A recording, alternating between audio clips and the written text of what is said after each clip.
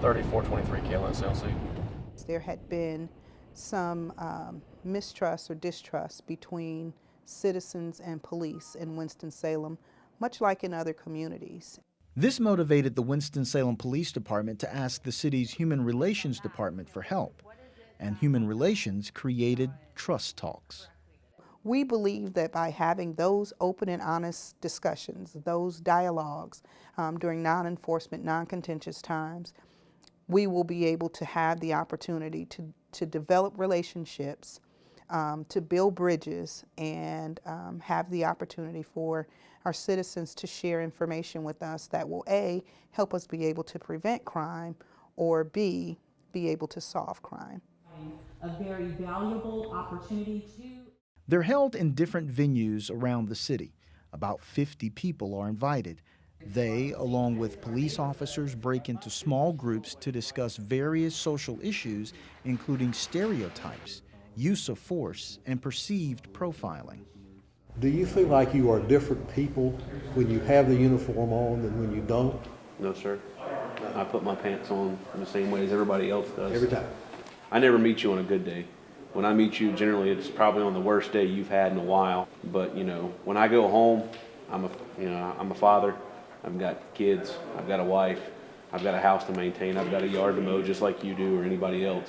Human Relations staff, commissioners, and former commissioners are also part of each group to guide the conversations. What are the major issues amongst your peers that affect a good relationship between police and the community? In 2011, Human Relations and the WSPD launched the first Trust Talk. Their big picture goal? To diminish negative stereotypes between city residents and police officers.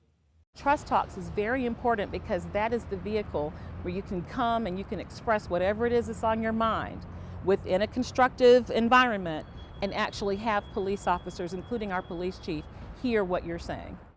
Director Wanda Allen-Abraha and her team designed each Trust Talk to appeal to specific audiences, including college youth, clergy, foreign-born residents, and others who comprise Winston-Salem's diverse population.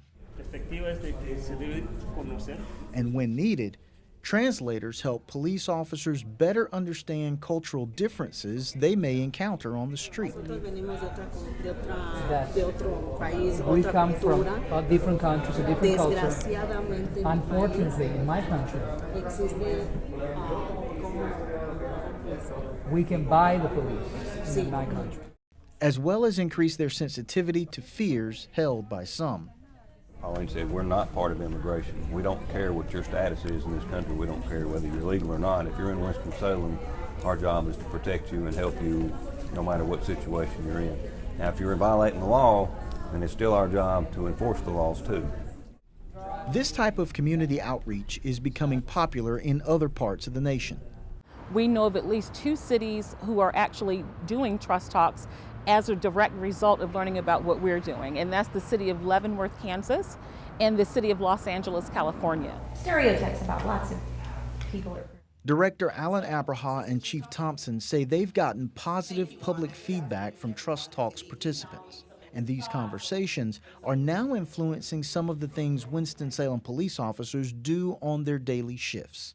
So for us, routine patrol is not just riding through your beat or neighborhoods or communities in our cities. It's about our officers getting out of their vehicles, stopping, going to the doors, talking to the residents, the citizens in the neighborhoods, making those contacts, making those connections, because it's through communication that we learn to build trust.